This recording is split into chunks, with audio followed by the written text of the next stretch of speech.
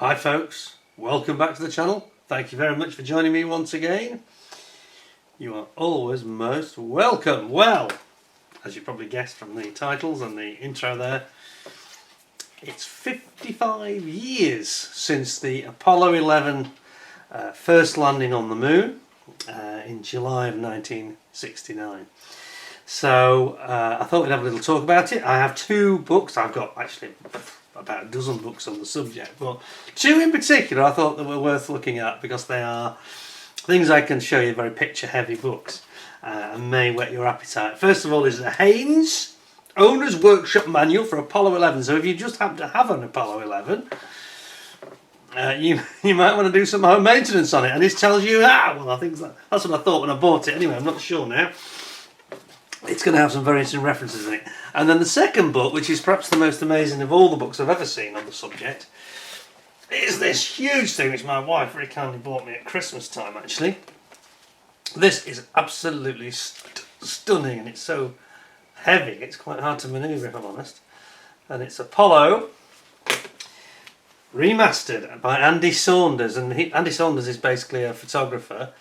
I'm not sure he took too many of these pictures, I don't think he did, but he's basically taken some fairly grainy, nasty, not very clear pictures, and he's remastered them to make them crisper, sharper, and easier to see detail in, like they do with movies, of course. And it's really, it's so heavy though, it's like Encyclopedia Britannica. This must weigh 4-5 kilos. It's really heavy, proper weight to it. Anyway, I'll just bring you on the back, just show you the back here. This gives you a bit of a flavour for what we're going to see, really. So you can see here you've got the lunar module on the surface of the moon. Apollo 11, I think it's Apollo 11. No, probably not Apollo 11. In fact, one of the later ones, because you can see this is the one where they got the idea for the For All Mankind series, where it's tilted over. Well, that is quite precarious, relatively speaking, actually, if you look at the angle it's at. So I'm pretty sure that's not 11. That's one of the later ones. I can't remember which one. Some of you watching this are probably greater experts than me. But I would just say this. Somebody made a comment the other day. Was it one of the subscribers? Is it Cyber Leader Andy? I think made a comment and said he was born in '65 and he doesn't remember Apollo, you know. Well, I won't go into too many details, but I was born roughly at the same time as him, and it's my first memory that I can really remember. So I'd be, I don't know, 4 years old, something like that. And we didn't see it live because it was quite late at night if you're in the UK anyway. Kind of in the morning, I think, early hours of the morning. But we saw it first thing in the morning, and then we had just got our first television, so it was all black and white. But this really is my first memories I can recall in life, to be quite honest, and it was amazing to have that as your first memories. The man landing on the moon is a privilege, I think, is the way I look at it.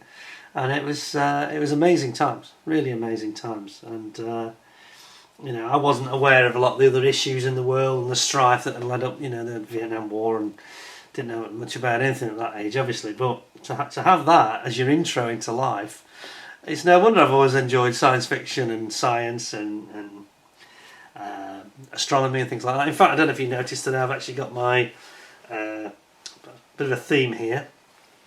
I'll zoom you in, not too much, obviously, but I've got my my starry shirt on. Don't know if you can see that with the stars on it. Whoops, helps me get back in the camera. And I also got my moon-themed Dark Side of the Moon watch on as well, which is very much on the theme of the moon. So we're really getting into the spirit of 1969 July here today. So obviously the Apollo mission started on, in terms of the liftoff, was on the 16th, wasn't it? 16th of July, landed on the moon on the 20th. And they were only there for, I think, 3 or 4 hours. Yes, they did land on the moon. I hope none of these conspiracy theories are going to pop up. And something else I just want to say as well before I go into this, looking at it in the pictures and just flicking you through to sort of whet your appetite for perhaps these books yourself, and perhaps to look into it more if you don't know much about it. But this thing about conspiracy theorists and flat earthers and all that. Somebody made a comment, didn't they, last week and said, "Oh, watch out for the flat earthers and conspiracy theorists." Well, there were no conspiracy theorists for a long time, and I really do blame, if that's the right word, I blame the conspiracy theorists for... I'm just put a bit more light on them again. I blame the conspiracy theorists, or rather the blame that created the conspiracies, really I think generates from that 1979 film, Capricorn 1, which stars Elliot Gould and James Brolin and Hal Holbrook amongst others, and O.J. Simpson's in it as well. Sam Waterston, is it? He's in it too. So it's a very good film. I mean, it's a brilliant piece of art, to be honest. I thoroughly enjoyed that film. But it didn't make me go out and then believe that everything I'd seen was all a lie. And it's a fantasy film, you know. It's a what if, isn't it? And at the end of the day, you only have to understand the basics of the way that Hollywood was working then. If you see films like 2001: A Space Odyssey, which was out around about that time, I think, or just after, they didn't have the technology and the ability to make film like they could today and make it look real. And Star Wars didn't come out until, what was it, 8 years later? So the sort of computing technology was not available in the film industry at that time that could have done any credible fakery at all. And I think that, honestly, I cannot recall reading about conspiracies. I'm not saying there weren't any, but it wasn't in popular culture any kind of conspiracy theories about the moon landings at all prior to Capricorn 1 coming out. And then everybody said, "Oh," you know, and people take things so literally, don't they? It's like, "Oh, so that, oh," and it was like, and I remember thinking, what, do they think that's what happened? Well, you've only got to, you know, realise that was 10 years earlier, and they couldn't really have done it 10 years ago, even if they wanted to. You only got to see the computing power and the lunar module, the command module, come to that. I mean, you know, I've got my ubiquitous iPhone, latest iPhone there. That's got something like 1,000 times the computing power of the spacecraft that landed on the moon.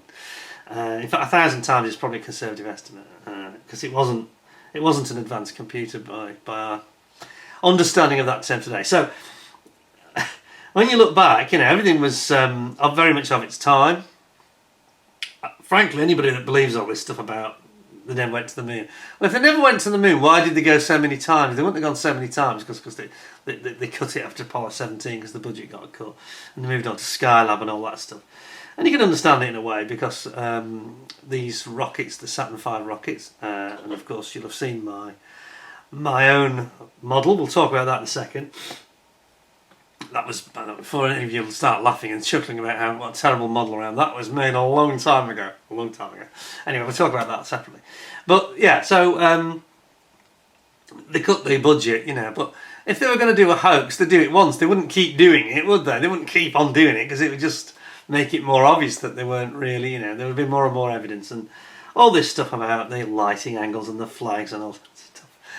People will sort of invent their own reality. We're not going to get into that. I just want to talk about the facts today. So, I'm absolutely certain in my mind, I'm very confident and satisfied that man did go to the moon. And there's plenty of evidence. And they actually did some photography a couple of years ago. They was doing some... they had a probe satellite that was flying over the moon, and they actually had some footage, was it still photographs of some of the landing sites, and you could still see the lower landing stages of the LEM, which I thought was fascinating, really interesting, that kind of thing. But of course, they are quite tiny even when you see them from orbit. It's just a dot, really, little more than a dot. And they don't want to do a low flyby, I suppose, because the risks are too high. But there's obviously, so there was, how many sites was there? So the Apollo 13 obviously didn't happen because they had a problem. So there's no Apollo 12 or Apollo 13. So you basically got 1 to 7. You got five missions. I think I'm right in saying that. 11, 14, 15, 16, and 17. So there's still quite a lot of stuff left around on the moon, you know, and the lunar rover's still there, of course, and all that stuff. Anyway, let's get into have a look at some of these pictures in these books, and it might just whet your appetite. And I'll talk about my own experiences with the Revell kit. I think we'll do that one last because it's so heavy. That's going to actually be quite difficult because it's so cumbersome. Just a quick look at this slightly tongue-in-cheek one, the Haynes manual. when it talks about, zoom you in, it talks about Werner von Braun. Perhaps the less said about him the better, because that's not really something to be terribly proud of, but of course he did have a lot of know-how the Americans took when he was captured at the end of the Second World War, but he was a fairly committed Nazi, and that sort of did cause a lot of has caused a lot of retrospective sort of disgust, but things do get revised a little bit anyway, as we know with history. Here you've got the Apollo 11 crew. You've got Neil Armstrong on the left, Michael Collins in the middle, and Buzz Aldrin on the right. So obviously Michael in the middle is the command module pilot, and he sadly didn't get to walk on the moon. I don't think he's too fussed about it. Some beautiful photographs in here. Here we go, there's a quote. Apollo is a grand attempt to reach beyond the world of mundane life and transcend the ordinary limits of human existence through accomplishments of the miraculous. Above all, it was a story of engineers who tried to reach the heavens. Well, they did more than try, that's for sure. There we've got von Braun. I'll skip over him because I don't want to promote him or any of his ideologies. And then it goes into sort of talking about the history and the space race between the Russians and the Soviet Union, I should say, and the Americans, the dawn of Apollo. John F. Kennedy, of course, famously said, we choose to go to the moon, not because it is easy, but because it is hard. Yeah, and he certainly got that right. And famously he made this commitment that before this decade is out, men walk on the moon. Well, they just about made it, didn't they? By 6 months, well, 5 months. Skin of the teeth, you could say. Yuri Gagarin, of course, first man in space. And then there's all the concepts about how they went about the trying to find a way to, because there's so many designs and ideas about how they should go about it.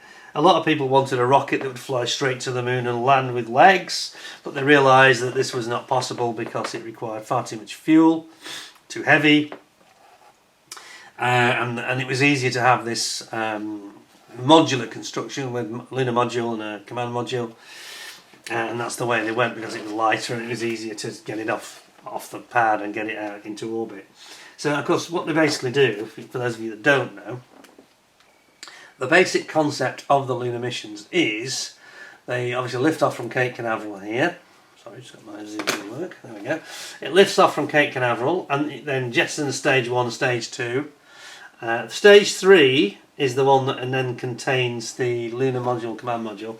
And once they are in orbit around Earth, they then do this rendezvous in lunar orbit, where they separate the lunar module, the command module separates, and then extracts, literally pulls out the lunar module. It does a reverse, 180 degrees, and it then extracts, pulls out the lunar module, and they then travel on a set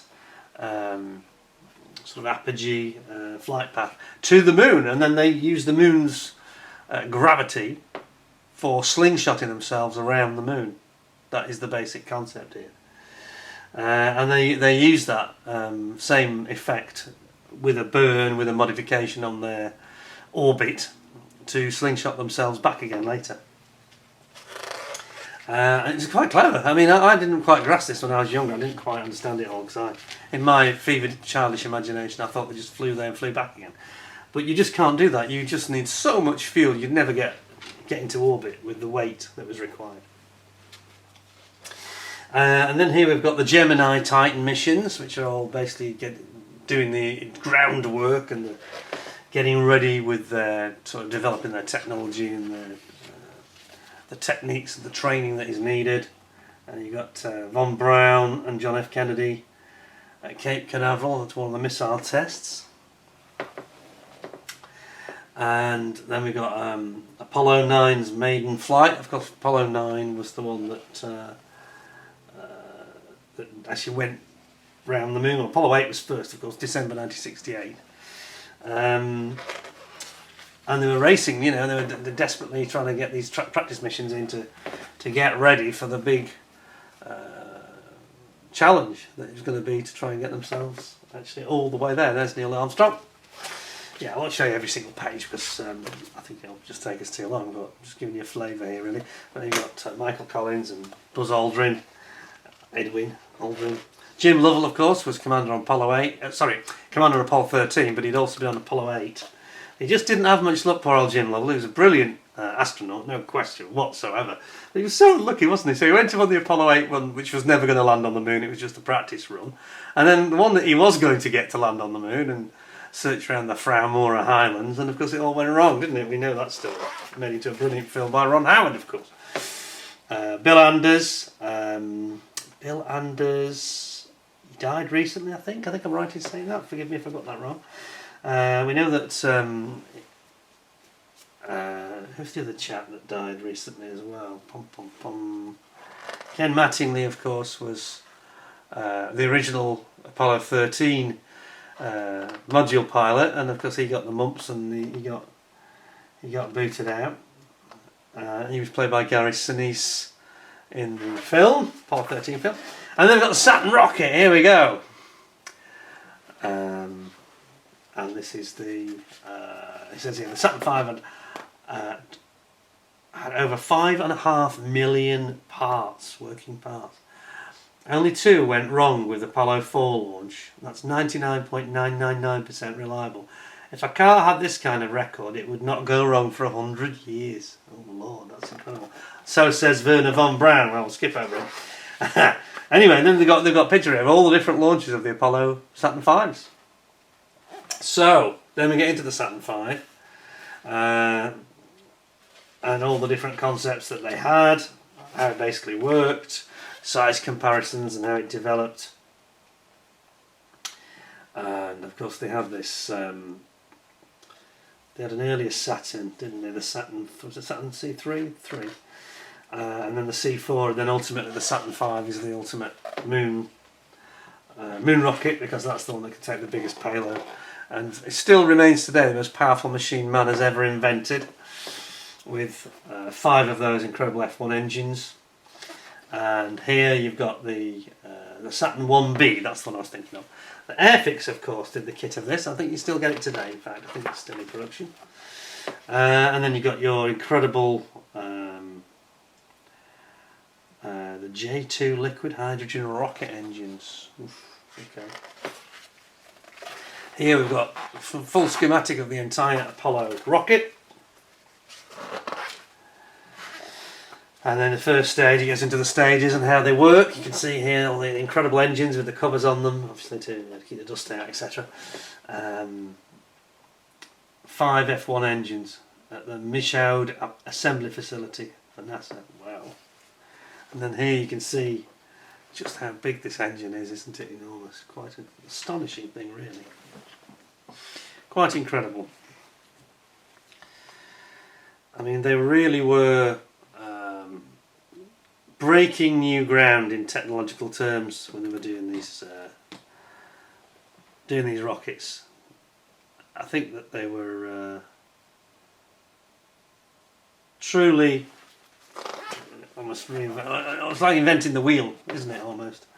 This is where they're doing the tests on the actual the rockets themselves. You see the rocket in a test rig there, and then engines for unmanned flights. And there's a comparison between the various different versions. J2, which I think is in stage 2 of the Saturn V. I think I'm right in saying that. And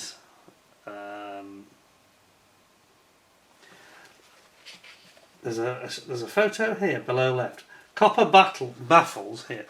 Copper baffles positioned on the face of the injector inside the F1 engine bell were used to solve a combustion instability problem. I think that there was a lot of like flame outs and issues like that in the initial testing. And then we've got the second stage, which I think that also has the J2 engines in it. I think I'm right in saying that. Some of the experts amongst you may know a lot more about this than I, but just an armchair expert. There's the second stage there, going in. And they have to be assembled in this massive assembly, I was going to say hangar, but it's the assembly building, which is at Cape Canaveral, of course. Is there a photo of it? Did we see a photo just then? Because it is a truly remarkable building in its own right. Don't think they've shown it yet. No, they haven't. Okay, we'll get to that. We'll get to that. And then you've got the third stage actually separating here. You can see it leaving the second stage, and there's lots of video footage of that if you'd like to see. This is something I didn't appreciate when I was younger. The instrument unit is actually in the collar, which was between stage 3 and stage 2, I believe. And all the instruments, telemetry, all the electronics that were controlling the flight were in this ring, basically. This collar that's around the actual sort of waist of the rocket, so to speak. And then you got the Apollo 4, the first full flight of the Saturn V, November 1967. And of course, it's most impressive. This is the actual shot on the right of Apollo 11 on its way to the moon. I mean, it looks like it's on fire, doesn't it? It's quite remarkable. The power of those engines, it's incredible. You know, when you watch the Apollo 13 movie, you watch the Apollo 13 movie, and they do beautifully in that film convey that excitement and the power of that machine. Definitely, if you haven't seen Apollo 13, I'm sure that most of you have, but if you haven't seen it, you really should see. Just watch the takeoff sequence if you don't want to see the rest of it. It's amazing, it really is.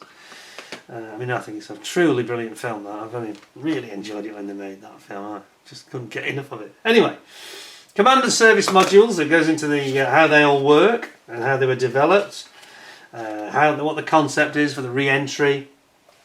You'll have seen this on my rather crudely made kit model. You've got the launch escape tower that sits on top of the command module, and of course this has got the sorry, I've just got my phone dinging now. We'll just switch that off if we can, he says. Whoops, wait in a second. There we go, that's off. The launch escape tower, of course, this is the thing that would separate the command module capsule at the front, and it would jettison off, guided by this escape tower in this assembly here, in the event of a disaster. But of course, this is what the space shuttle did not have, anything like this, which is, you know, one of the major flaws with the shuttle, really, wasn't it? With those disasters, especially Challenger, because there was no escape, whereas on this there would be escape. They would just press the emergency button and it would separate, and this tower with its rocket motors, there's 4 rocket motors at the bottom, would blast it away from the rocket that was in trouble, and they would then, once they were well clear, the rocket top to this tower would all separate away, and then they float down on the parachutes, and that's the escape system. Also shows here a picture of the very complex and quite hard to get your head around docking mechanism. Now this is the docking mechanism between the command module and the lunar module, which is critical because it sort of locks onto and then has to extract the lunar module from the actual third stage. Quite remarkable, you know. And when you see it, they did it in Apollo 13, they show it quite well, I have to say, in that film. So again, if like me you struggle to get your head around it, it does make it a lot clearer. And then we get into a lot of the detail in here about about how the command module works and how it splashes down, how it's got the heat shield to protect it, of course. Control panel for the command module, pretty impressive. Gives you an idea just how cramped it is in there. I mean, there really isn't much room, is there? There's enough room for 3 men to sit down and 1 man to stand up. Not at the same time, I should add. Basically that's it, and you can actually see there the position of the 3 astronauts in their cradle chairs within the command module. That's how they sit when they are taking off, and again at re-entry. Quite remarkable. They have a safety harness, very, very sort of similar to a race car sort of style harness that keeps them in the sea. And then there was some pictures here about the concept of the concept of the whole flight, really. So there we go. So then it goes into about how it works, how they have the splashdown and the parachutes and the drop in the ocean, and then they get rescued by, obviously, it has an inflatable ring which keeps the capsule afloat, and then ultimately they get rescued by helicopters. Here is the command module, the actual the module configurations and how it contains all these instruments, oxygen tank, gas tanks, hydrogen tanks, etc. And of course this is where it all went wrong in Apollo 13. One of the O2 tanks blew, exploded, did some bad wiring. And there is the whole command module there. You can see it orbiting the moon. It always looks at a strange angle pointing out the moon. But of course they can change their attitude just by using the retro thruster jets. The important thing is the actual orbit that it's in, and its momentum and course is all what really matters. Hand-drawn drawings here. How the life support systems work. What went wrong in the terrible fire of Apollo 1, which was really very, very sad. And of course, Gus Grissom, Roger Chaffee, they both lost their lives. And Ed White, the third guy that lost his life. Very, very nasty indeed. And really shouldn't have happened. I think, again, NASA do sometimes seem to cut corners, and you know, you shouldn't put men into an oxygen-rich environment like that unless you've done fire testing on all the switches, etc., which appears not to have been the case. But anyway, they've got the life support system. How the toilet works. Here we go. Oh dear. Does it show that? Yeah. Here we go. Urine hoses, fecal bags, and all that stuff. Yuck. Not the most glamorous way of flying when you've got to do all that stuff. Anyway, we'll move on. And then off to the moon, how it all works. Here's a diagram of the command module. There's Edwin Buzz Aldrin. Man is the best computer we can put aboard a spacecraft, and the only one that can be mass produced with unskilled labour. Okay. Typical sort of Nazi view of the world, isn't it? Anyway, so there's a cartoon there about the guys floating around MIT, talking about their guidance system, and they had this very clever guidance navigation control unit which worked on gyroscopes. Quite complicated. I won't even begin to try and explain it all because it's way above my IQ, I tell you. But it was very, very clever. And this is the thing that worked, the gimbal lock system. And it's what they call the 8-ball. It shows exactly which direction you're heading in, and it helps you to actually navigate and decide which direction you should be going in. They also had this celestial navigation, and all balls it's called. An astronaut could actually achieve star position accuracies to 1/100th of a degree by using this system. And basically, it's basically the same idea as using as the old sailors used to use with what's the device? The little device you use on a boat for looking at the stars. My mind's gone blank. Always does this. It's on the tip of my tongue. Anyway, does it actually say? It might save me here. Solar glare does cause problems with obviously seeing the stars. It said.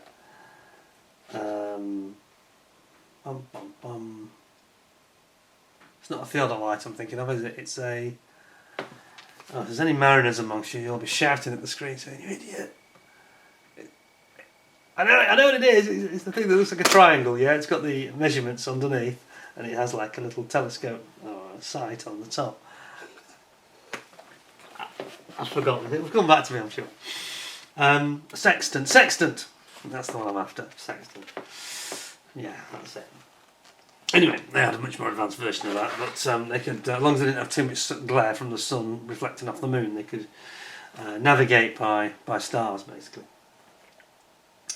A software engineer, Margaret Hamilton, with a pile of printouts, results from the simulations, and it's as tall as she is. Look at that. Oh God, that's crazy. There we go. And then they're talking about the computers that are required, the wiring, rope memory ready for flight. Look at that, rope memory wiring, fine wiring achieved by weavers. I mean, this was before they had silicon. Well, they did have the silicon chip, but it was in its infancy really. And it just had to be old school wiring. And then you got, there we go. This is the picture I was looking for really, wasn't it? Jim Lovell using the sextant system. Jim Lovell puts the sextant star sighting system through its paces during Apollo 8's first flight to the moon in December 1968. So I was right, it was the sextant. Just can't remember. Earth rises, seen from the lunar module. Of course, they famously took some beautiful pictures, didn't they? Was it Bill Anders that took the picture? It was Lovell, Anders, and it's on Apollo 8 I'm talking about now. I'm trying to remember who the other guy was. The captain. Was Anders the captain? Memory's gone again. I'm trying to rely on my memory too much. Come back to me. Anders, Lovell. No, it's gone. It's gone. I'm sure it'll come back. Lunar module. There's the lunar module. Look at that in flight, a little dot just above the moon. The moon's down there. And there's the module. It's a little tiny. It must feel very lonely when you're out in space, you know. And then here's the concept drawings for how it's going to blast off, which of course it genuinely did in the end. The Grumman lunar module. This is how they envisaged it would look on the lunar surface, and that's pretty much what happened. But there was all sorts of other design concepts that were thought of at the beginning. Some of them look very science fiction, like I've got to say.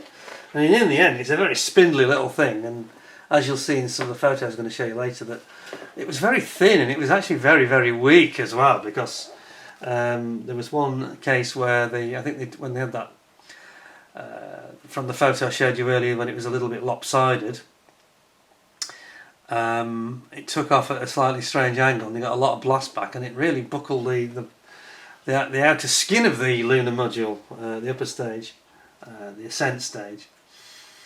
So they call it ascent stage and descent stage. So here's the descent stage, which has got the legs on it, of course, that fold out,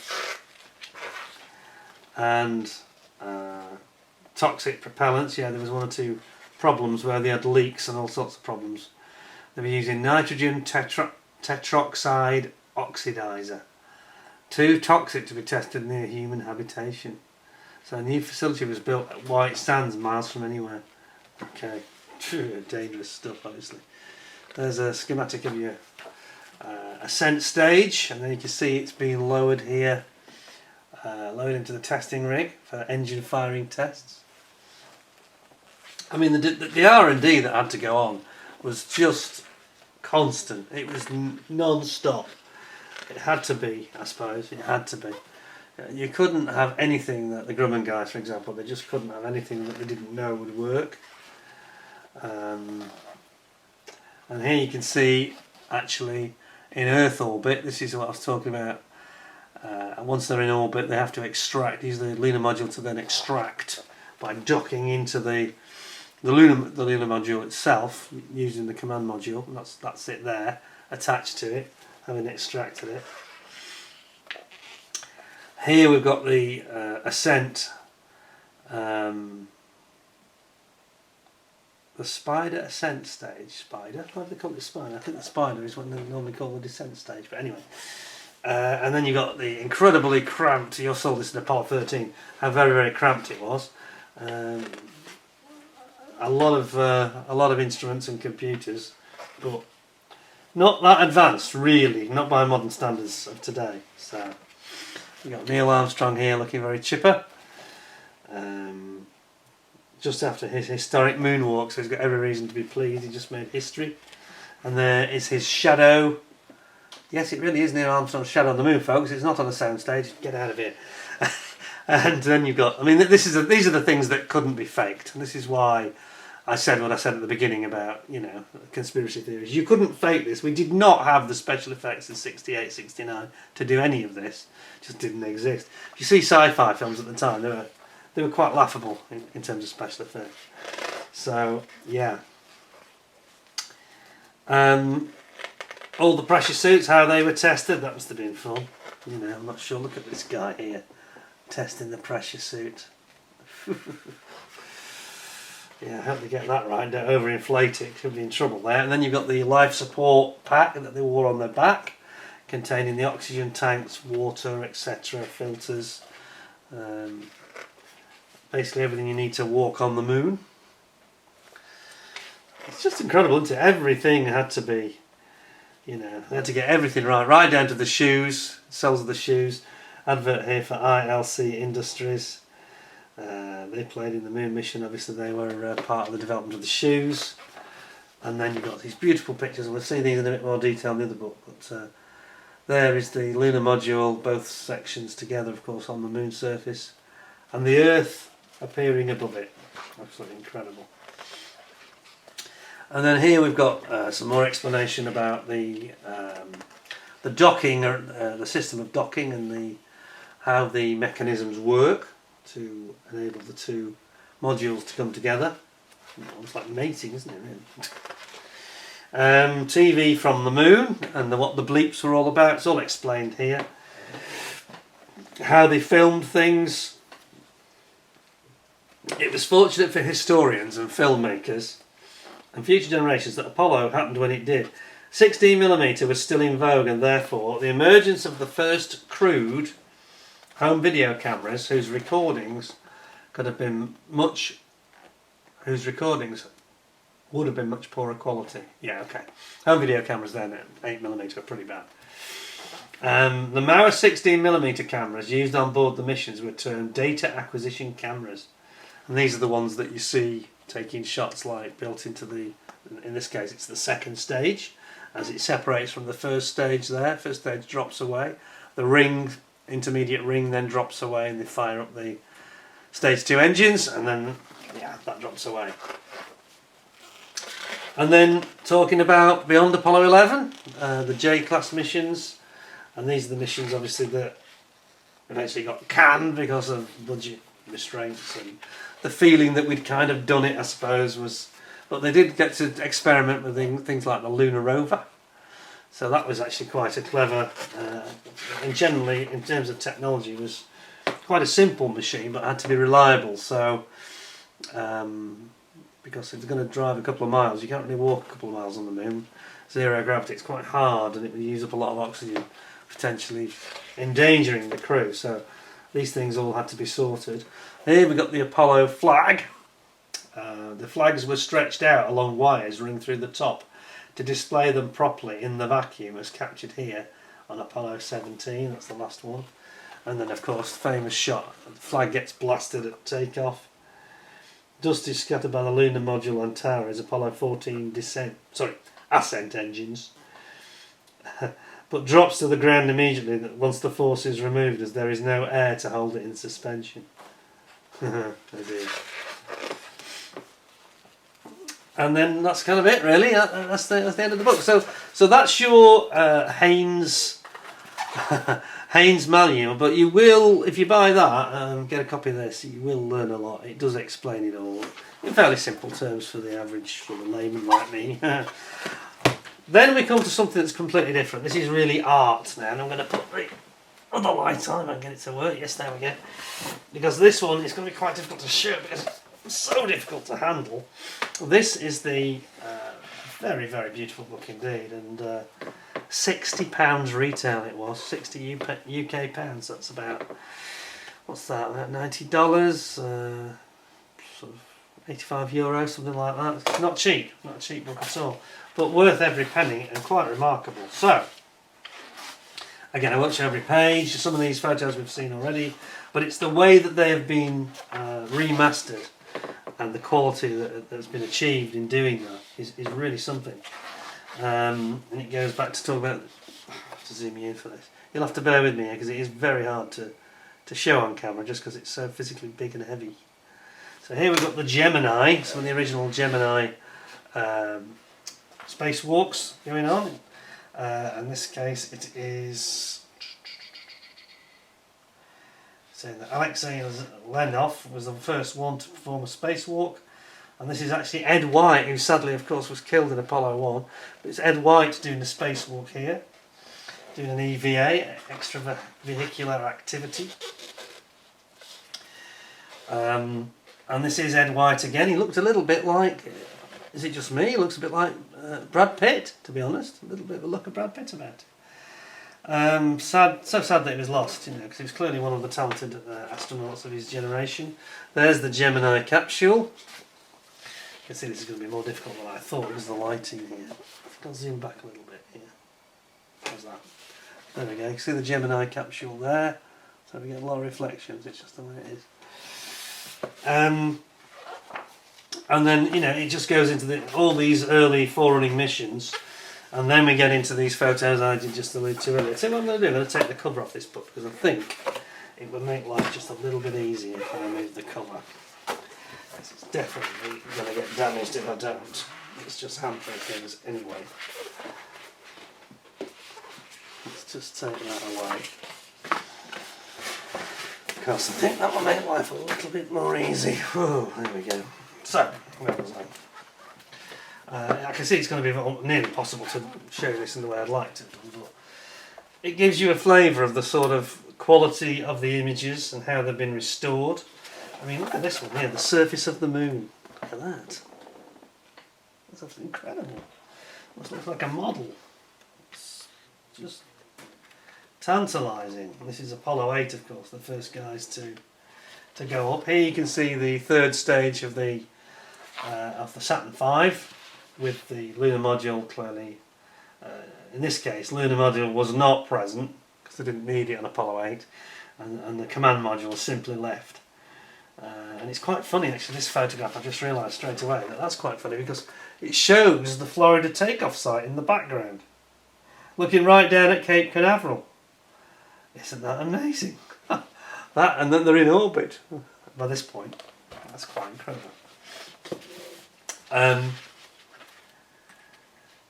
Yeah, I think I'll just flip forward now and go head up onto the actual moon landings themselves. Because I say there's so many pages. This has got about 300 pages, I think, and it's well worth a look. Well worth a look. So, again, in terms of the restored nature of the quality of the images, you can certainly see just how striking that is. So you're looking from the lunar module. You're looking up at the command module, and they're obviously doing a spacewalk there. This is on. Is it Apollo 8? Well, it's the 669. So this is actually Apollo 10, I think. Jack Swigert, who of course was on Apollo 13. He was the command module pilot on Apollo 13, the one that was the single guy that was shown to be a bit of a womanizer, played by Kevin Bacon, wasn't it? And then we've got these amazing pictures. Now here you've actually got them where they really are practicing now. And this is Rusty Swigert. Rusty Swigert. Oh, that's Jack Swigert. I think they call him Rusty as a nickname. Jack Swigert has taken this photo from the command module of the actual lunar module, still within the third stage, which is absolutely incredible. Fantastic shots, you know. And when I was trying to remember the names, let's just get to that. So I just want to clarify. Give credit to these guys. Apollo 7, Apollo 8 we're interested in. We know it was Jim Lovell, Bill Anders. Who's the gentleman I can't remember? Here we go. Frank Borman. I knew he was the commander. Frank Borman, of course. Got there in the end. And then we get into some quite astonishing photos, internal shots. We've got pictures here of the lunar module in Earth orbit. We're doing all these practice runs, getting ready for the big one. Apollo 10, Gene Cernan, Young, Charlie Brown. They all have these nicknames. John Young, sorry, Gene Cernan, and Thomas Stafford. Look at that. And it all looks very, you know, lots of rivets, and it all looks a bit homemade, doesn't it, when you see it up close? Absolutely incredible stuff.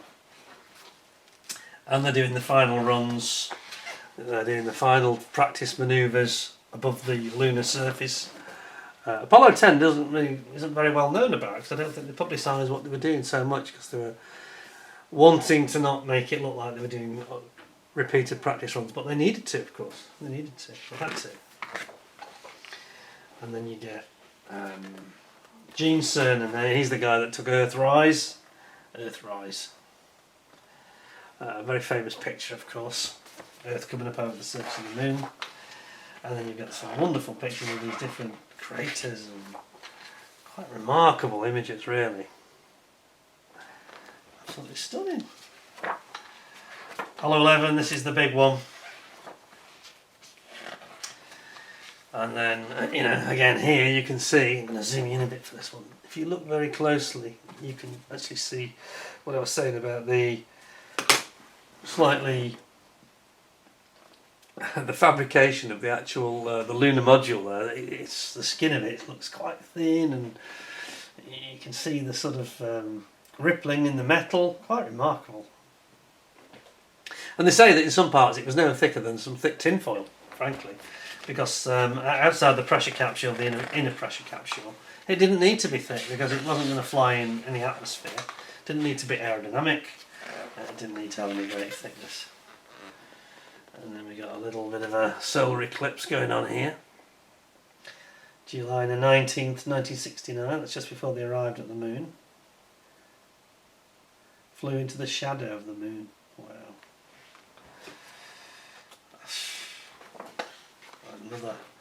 Another shot of Earthrise, this time taken by Buzz Aldrin. Took this one. Look at that, isn't that cool? You just see, it's the Pacific, isn't it? You just see Australia, I think, here. So you're looking actually at the Pacific. It's an angle where the world is sort of tilted on its side, relatively speaking. Although they are. Obviously that sort of angle over the moon. And then you've got these amazing craters again they've taken pictures of before they set off for their lunar descent. And this is when they actually do set off for the lunar descent, and down they go. They had this problem, was it 11:02 alarm, was it, when they had the problem with the descent? When they there was an issue with the onboard computer alarms. One was warning them they're running out of fuel. And it says here, long and tense descent with overloaded computers. Don't know why they were overloaded, but that just tells you the limitations that they had. And they ignored these alarms. They just went with it, went with their instinct, you know. Does it mention what the alarm was? Just looking if it mentions it here or not.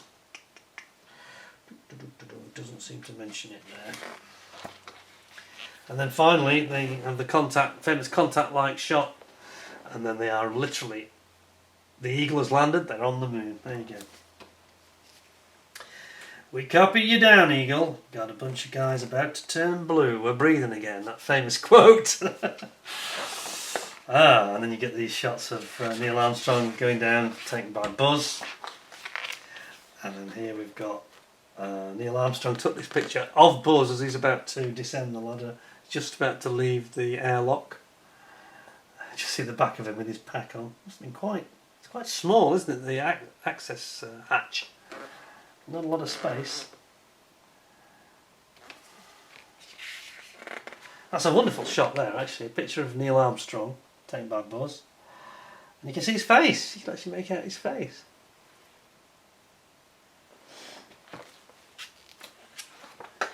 And then of course we've got some shots that some of you will be very familiar with, including the famous plaque that was on the leg of the lunar module that remains there today, of course, to this day. It says, "Here men from the planet Earth first set foot upon the moon, July 1969 AD. We came in peace for all mankind," and it's signed by the 3 astronauts and President Richard Nixon. Well, less said about him the better, really. Rather a controversial president, wasn't he? Anyway, politicians, what do you expect? And here we've got them doing all sorts of testing. What's he doing here? Solar wind experiment. They're trying to test the effect of solar winds, thermal energy. And then we've got the famous shot of him with the flag. And the footprints are really impressive when you see them like that, aren't they? Absolutely amazing. Yeah, to see. And again, they've got these, because he's enhanced these photographs, the author. If you look at this, you can really see here, again, you can see Neil Armstrong's face. You can just about recognise him, it's incredible. And then over here we've got the famous boot print.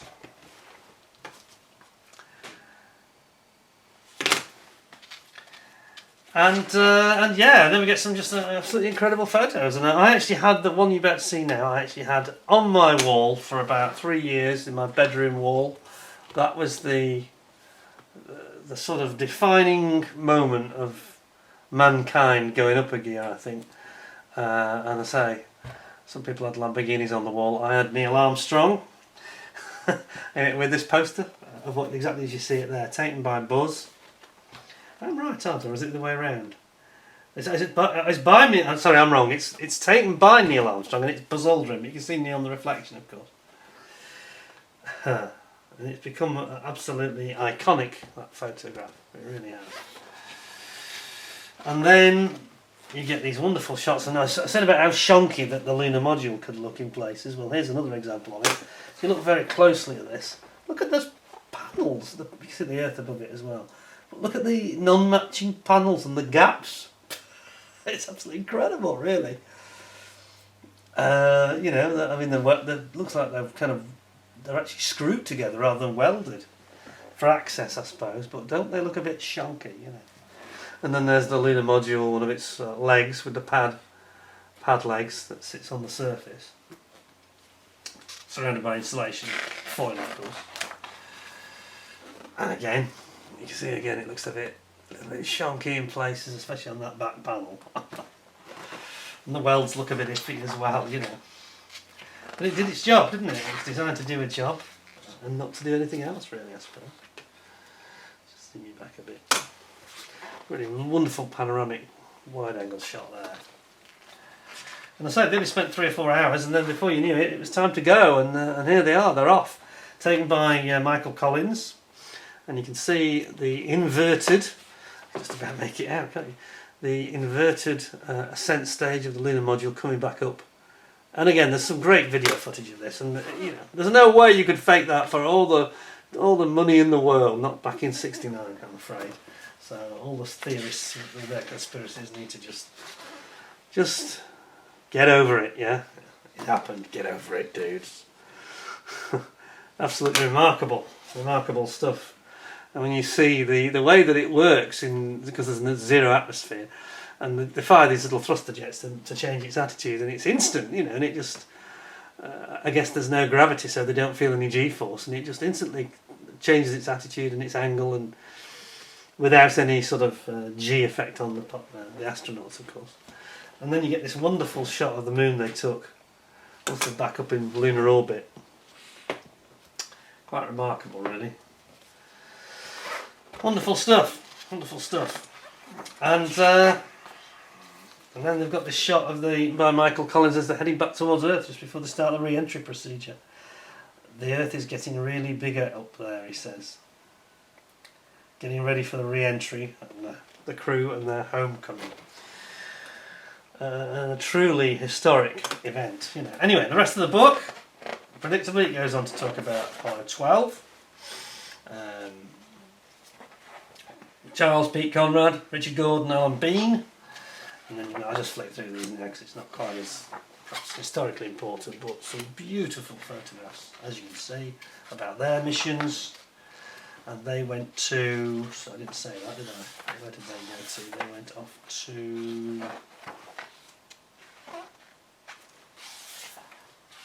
sorry, I jumped a bit too far ahead.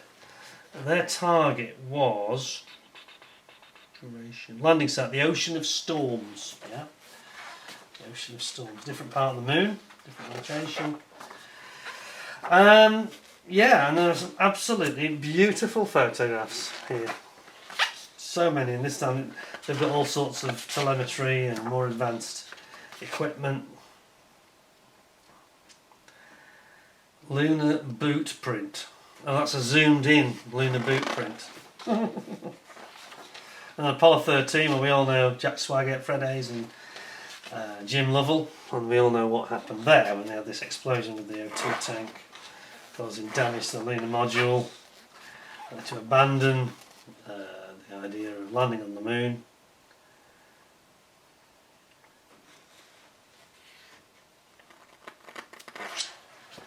And they had a fairly stressful time having to build the new filters. Fred Hayes got a bit unwell, of course. And yeah, they were very cold, they didn't have any heating, so these guys were having to cuddle each other at times to stay warm. And then you can see when they have the final separation back in Earth orbit, they could tell how the panel had blown out from the O2 tank explosion there. Zoom you in. And this is why they decided not to fire up the... they had to wait rather than hurry back to Earth. They had to take the risk of running out of oxygen because they didn't want to fire up the engine bell on the command module and have a potential explosion. It's a good job they didn't, because it looks extremely likely that could have happened. There's a lot of damage there. It's blown out, especially in that right photograph, on the final shot on the right. It looks pretty badly damaged, doesn't it? And then they were able to ultimately cast it away, shut the hatch. They'd use the LEM as a lifeboat for its oxygen, and then they go back, of course. And then we go on. There's lots and lots of shots. I'm going to zoom it back now. I think we'll just sort of call it a halt there, because it's really for you to sit and really enjoy looking at some of these images of all the different missions, all the different guys and the different landing sites. And it was a very exciting time. We had a promotion in the UK, some of you might remember. I just mentioned this. There was a big promotion because there was great excitement about these missions at the time, and Walls, the food company, I think are now part of somebody else. I don't know if Kraft bought them or they're part of another company, I'm sure. But the Walls company had a promotion on sausages. My dad loved sausages, and he was actually working away in 74, 73, 74. And he would, they used to have this, basically these self-adhesive stickers like the badges from each mission, and he would bring me these every time he came home at the weekend. I mean, worked away for the week, he'd bring me his latest haul of these stickers from the different Apollo missions, from the sausages that he'd been eating. Quite remarkable, quite a funny story really. But there was occasions when he brought the same one twice, and I was, oh Dad, I've already got that one, you know. So you see his face thinking, I'm going to have to eat another packet of sausages. I think he was living in a flat, temporary flat at the time, up in the north of England, and we were in the south at the time. But anyway, there we go. There's a picture there of the Hasselblad camera. You can actually see the camera that was being used for a lot of these photographs. I had a Hasselblad myself, actually. I used to use it for much more mundane things like wedding photography. But there it is. There's your Hasselblad medium format camera. Does it actually mention it? Hasselblad is looking well. Yeah, it's actually a special one that's been painted suitable for the lunar missions. Quite remarkable, isn't it, really? And then this is the one that I was interested in. This is 71. So this is the Falcon's hard landing as it came to rest on the rim of a 20-foot crater. Yes, you can see the angle it's at. It's not absolutely level, is it? It's quite tilted over. Considering the 6.8 feet per second landing velocity was compounded as the near leg hit first, shunting the spacecraft into an 11-degree tilt with one footpad completely off the surface and buckling the extended engine bell. Oh crumbs, I didn't realise that. Oh wow. The changing shadows can be compared to the stand-up EVA panorama early in the mission. Oh, so they had a bit of a tough time on this one, didn't they? So which one was this? This is 15, was it? Apollo 15? 71. So this is 15, I think, yeah. That was a really tough landing. That could have been nasty. And obviously that far leg here is the one that's, can't quite see it in that photo, that's clearly suspended in the air a little bit, so they were lucky to get that down, really. Yeah, they're really quite lucky to get down safely. Sounds like it was a bit of a challenge. And here's another shot of it, actually. Apollo 15 landing site. Look at it from a distance. I'm going to zoom you in for this. From a distance, it looks like it's almost buried itself. See it there? Like it's almost buried itself. Which it has, with its engine bell, has buried itself in the surface. And then over here we've got the lunar rover, the car. Electric car on the moon. See, nothing's new under the sun, is it really? Electric cars. Everybody thinks they were just invented yesterday. Not at all. Not at all. All sorts of shots of the shot there of the lunar rover in the distance. Big panoramic shot. Look at that. Incredible. Yeah, well, and there are just more of the same. A lot of fantastic shots of the different missions. This one I wanted to show you in particular. This is when I think this was was that Apollo 17, I think. And it took a lot of force here on the back of the lunar module. The bit I was complaining about looked a bit shonky with the screwed in non-matching panels. Well, check that out. That's the force of the takeoff on the ascent stage. And look how it's buckled it. Actually buckled it in. It says here, parts of the lens seem to come loose due to the forces exerted at takeoff. They asked Ken Mattingly to undertake a visual inspection and photograph any damage observed. Mattingly replied, "Okay, everything is on the plus, looks clean. Just the surface is a bit flaky with paint." It looks more than that to me.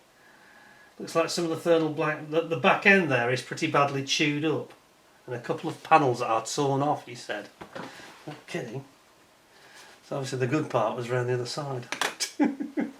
Isn't that incredible? That's scary stuff. Yes, so it's quite dangerous. Then Apollo 17 is the final mission. This is where these guys.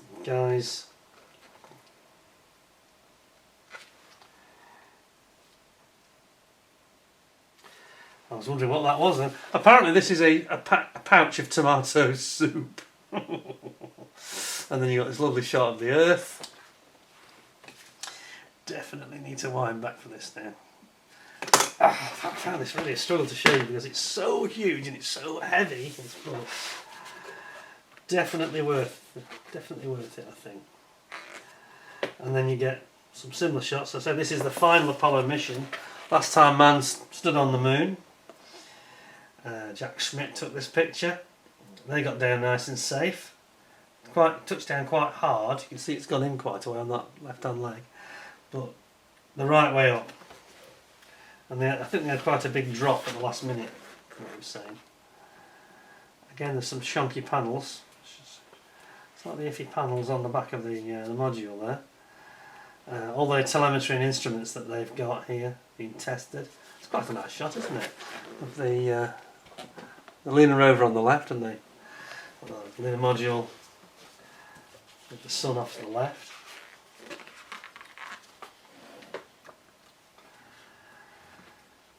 And then they did a bit of a spacewalk on the way back, it would seem. And then really it just sort of talks about things like the photography, how the Hasselblad electric cameras worked.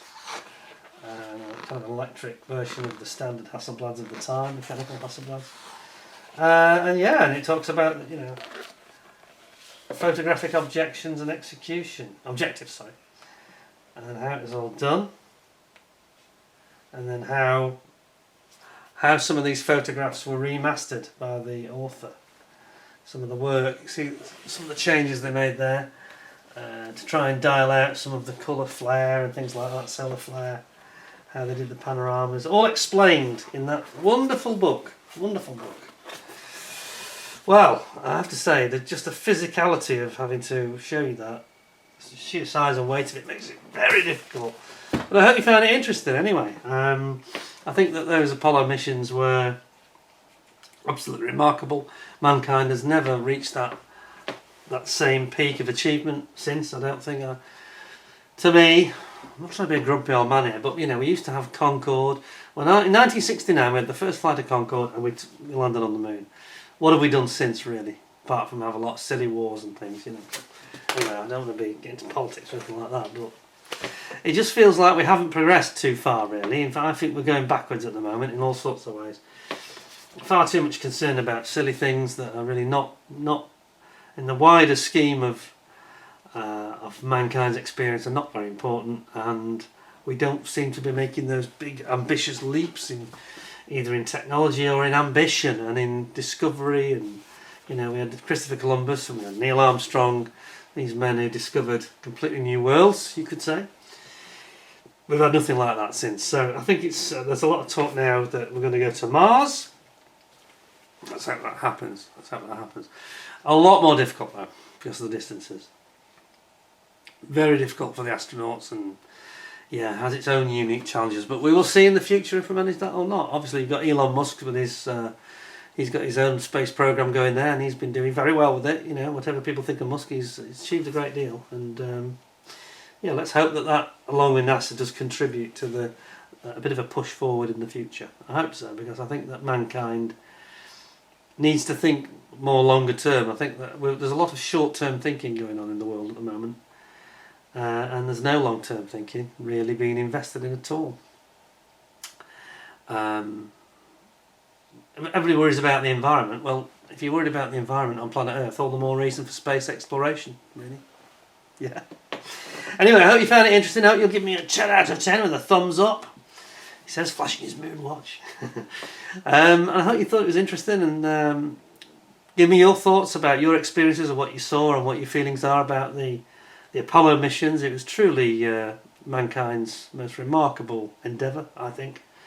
And we need to see more of that in the future. I think that mankind should have things to aspire to, things to look forward to. And you know, John F. Kennedy was quite right and fully vindicated, wasn't he? The Apollo missions really did. It ended the space race. It kind of hastened the end of the Cold War as well, I think. So it was good on many levels. Good on many levels. Anyway, hope you enjoyed it, found it interesting. Thank you very much for joining me. Please stay tuned, for there'll be more interesting videos coming up in the very near future, I trust. In the meantime, stay well, stay safe. Thanks very much for watching. Take care of yourselves. And bye for now. Oh, and by the way, before I forget, I think that Steve's vintage model kit builds, I think he has got a Saturn V that he's working on. I think he's going to be coming along shortly after my show, so don't switch off just yet, because you'll see Steve, I don't know if he's in the chat, but I think he'll be coming along just behind me very shortly, and it's worth staying tuned for that, because I think he'll have some more Apollo goodness for us to enjoy. So thanks to Steve, thanks to you all for watching, take care of yourselves, and bye for now.